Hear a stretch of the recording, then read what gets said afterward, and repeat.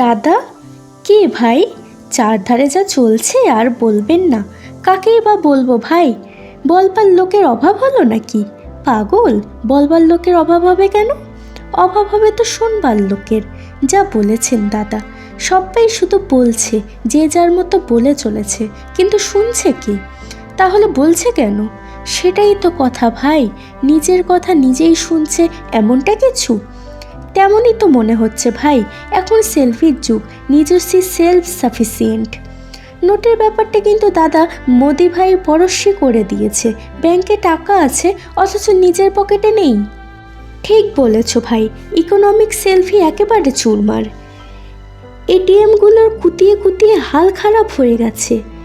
Acute constipation. দাদা, বইয়ের বাজার সব থেকে খারাপ। তা তো মনে হচ্ছে না ভাই। বইয়ের বাজার এত খারাপ হলে চারধারে হুড়মুড়িয়ে বিয়ের হিড়িক চলছে কিভাবে? বইয়ের বাজার নয় দাদা, বইয়ের বাজার। বিজনেস একেবারে ডাউন। কেন ডাউন কেন? ক্যাশলেস বইয়ের বিজনেস এদেশে সম্ভব নয় দাদা। বইমেলা তো এসে গেল ভাই। দাদা, বইমেলার কথা আর বলবেন না। কী হবে কে জানে, তবে দাদা কাজ তো করে যেতে হবে, বসে থাকলে চলবে না। গল্প সংখ্যা বের করছি। বলো কি, লোকে এটিএমে লাইনে দাঁড়িয়ে গল্প পড়বে বলছো? ঠিক তাই, লাইনও হলো, আবার সাহিত্য চর্চাও হলো। সাহিত্য ছাড়া বাঙালি বাঁচবে কী করে? দাদা, গল্প চাই। গল্প? ছোট মেজো যে কোনো সাইজের গল্প হলেই চলবে দাদা। একেবারে আসো না ভাই, যেটা বেরোবে ওটাকে গল্প বলা যাবে না ভাই। দাদা, সব গল্প একরকম হয় না, গল্পের নানা আকার বর্ণ গন্ধ। ওটাকে ছোট গল্প বলাটা ঠিক হবে না ভাই। দাদা, একজন পাঠক যে লেখাকে রিজেক্ট করে, 5টা পাঠক তাই চেটেপুটে সাবড়ে দেয়। বলছো কি? আমার এক্সপিরিয়েন্স তাই বলছে দাদা।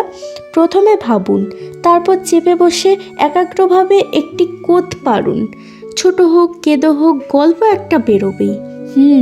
তবে গল্প যদি লিখতে হয় সেটা বিয়ের গল্পই হবে। বিয়ের মরশুমে বিয়ের গল্প, দারুণ আইডিয়া। তাহলে আর দেরি কেন? তার আগে একটা সত্যি কথা বলতে হয়, স্বীকারোক্তিও বলতে পারো। বানানো গল্প আমার ঠিক আসে না। এত জ্যান্ত গল্প চোখের সামনে ঘোরাফেরা করছে, কষ্ট করে বানাতে যাব কেন?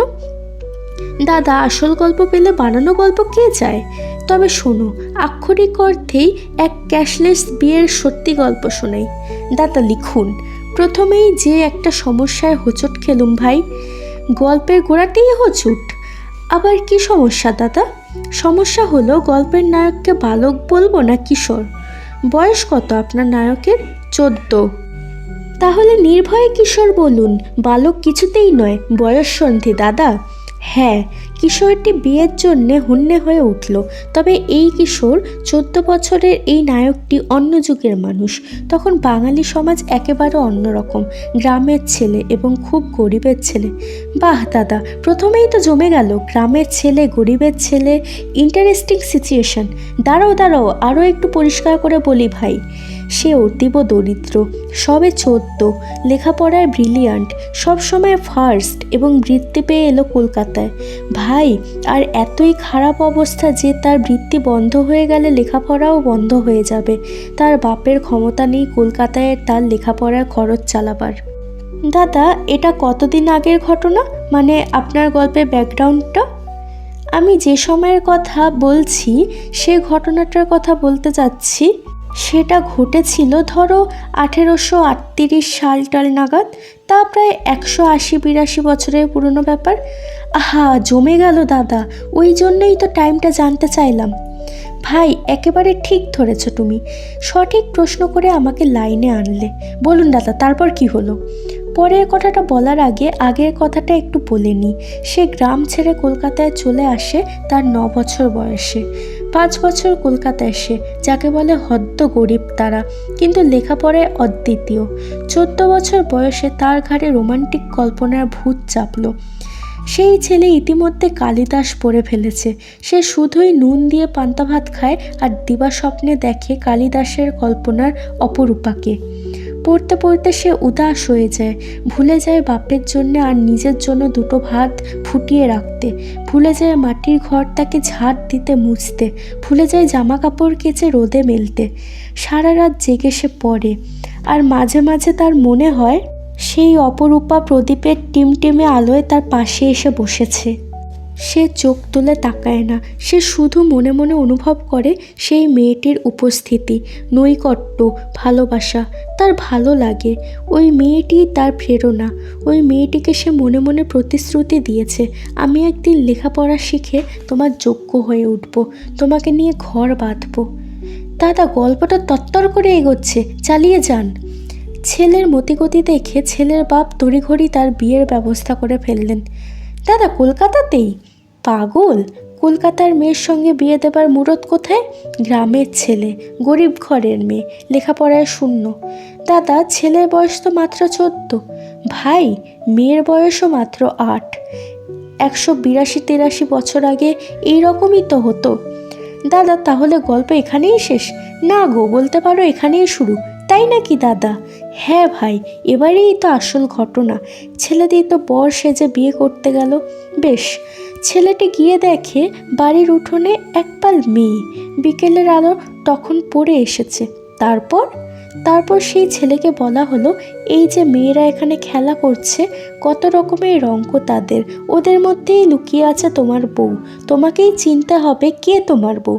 ছেলেটির তো হতভম্ব, বিয়ের আগে এ আবার কি রসিকতা। দাদা, গল্প তো আবার জমে গেল।